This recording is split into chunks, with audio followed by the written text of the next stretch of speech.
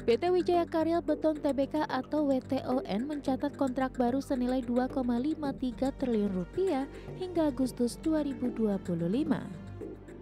Manajemen menyebutkan sektor infrastruktur menjadi penyumbang terbesar dengan porsi lebih dari 51% kontrak baru.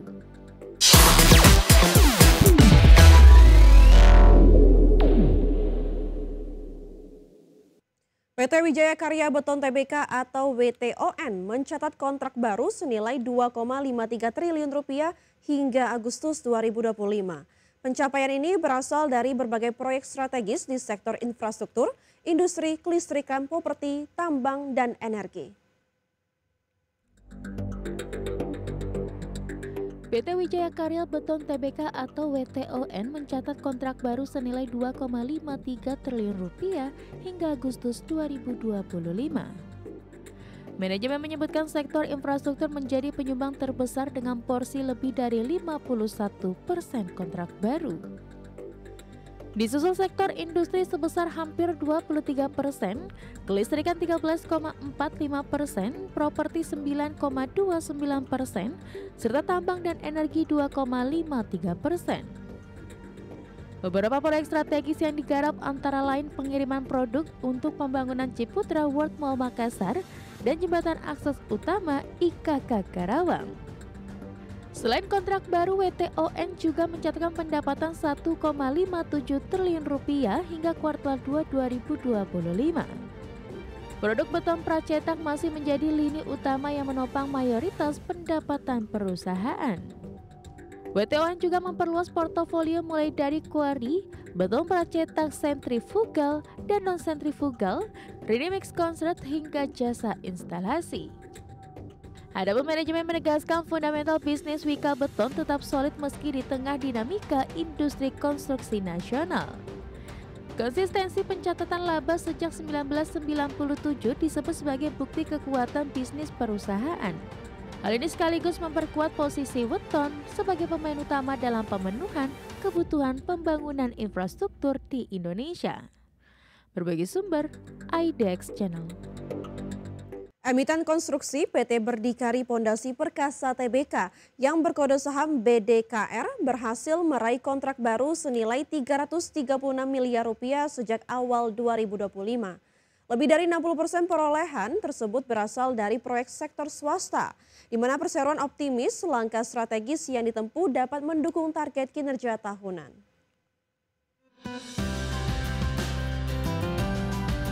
PT Berdikari Pondasi Perkasa Tbk mencatat kontrak baru senilai 336 miliar rupiah hingga paruh pertama tahun ini.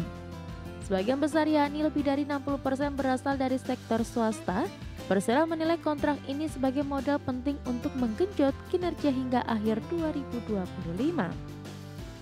Hingga kuartal kedua 2025, BDKR telah membukukan pendapatan mendekati 199 miliar rupiah. Persero menetapkan target pendapatan tahunan sebesar 500 miliar rupiah dan optimis dapat tercapai. Berbagai langkah strategis disebutkan sudah dipersiapkan untuk mendorong realisasi target tersebut. Dalam Public Expose Live 2025 yang berlangsung Selasa 9 September, Direktur Operasi BDKR Tam Franciscus menegaskan kondisi keuangan perseroan tetap terjaga. Meski menghadapi berbagai tantangan, perusahaan akan fokus pada strategi bisnis yang sudah ditetapkan, baik proyek swasta maupun pemerintah, diharapkan dapat memberi kontribusi bagi pertumbuhan perseroan. Dan Franciscus juga menegaskan BDKR optimistis menghadapi kondisi makroekonomi dan geopolitik yang penuh ketidakpastian. Melalui strategi yang tepat dan diversifikasi proyek, perseroan yakin dapat mencapai target kinerja tahun ini.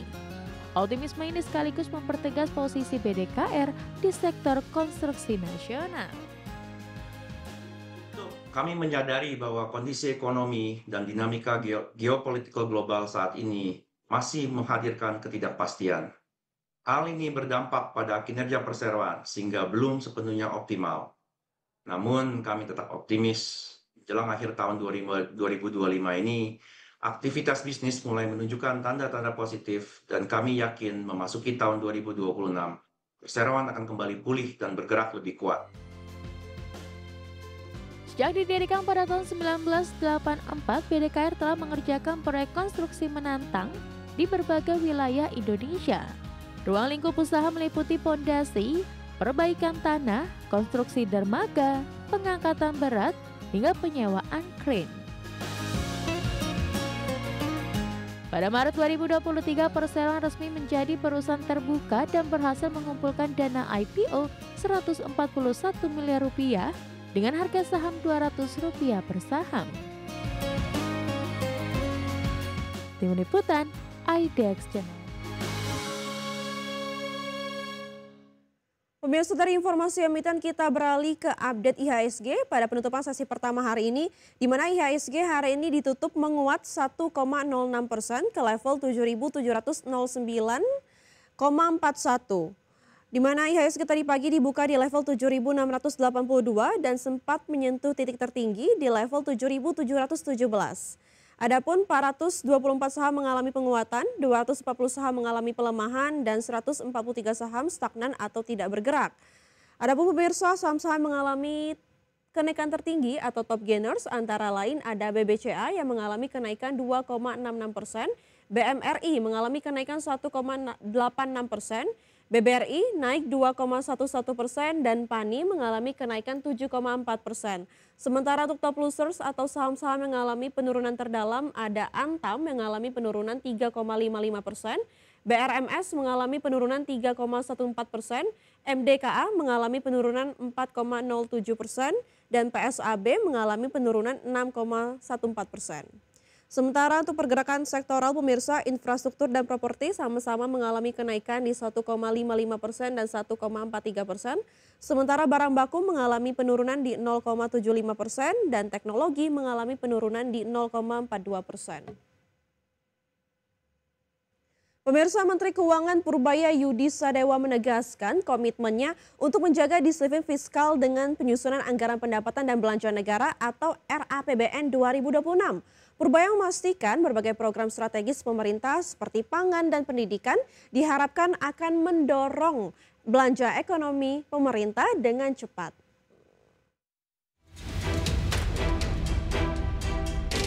Menteri Keuangan Purbaya Yudi Sadewa memastikan RAPBN 2026 dirancang untuk menjaga kesinambungan kebijakan fiskal, disiplin anggaran sekaligus berpihak kepada rakyat. Dalam pidato serah terima jabatan sebagai Menteri Keuangan, Purbaya menekankan arah kebijakan RAPBN 2026 tetap fokus pada ketahanan pangan, peningkatan kualitas pendidikan, perluasan layanan kesehatan serta perlindungan sosial bagi kelompok rentan. Menurut Purbaya, belanja negara harus efektif, bermanfaat langsung bagi masyarakat, dan mampu memperkuat ketahanan ekonomi nasional di tengah ketidakpastian global.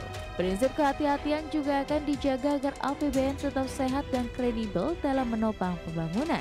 Purbaya pun memastikan setiap rupiah uang rakyat yang dikelola pemanfaatannya harus digunakan sebesar-besarnya untuk rakyat. RAPBN 2026 dirancang untuk menjaga kesinambungan kebijakan fiskal yang disiplin sekaligus berpihak kepada rakyat. Fokus utamanya diarahkan pada penguatan ketahanan pangan, peningkatan kualitas pendidikan. Dalam RAPBN 2026, pendapatan negara ditargetkan sebesar 3.147,7 triliun atau tumbuh 9,8% dibandingkan Outlook 2025. Sementara belanja negara direncanakan mencapai 3.786,5 triliun atau naik 7,3% dari Outlook 2025. Sementara defisit anggaran diproyeksikan sebesar 2,48% terhadap PDB dengan kebutuhan pembiayaan 638,8 triliun rupiah. Dari Jakarta, Raharjo Patmo, IDX Channel.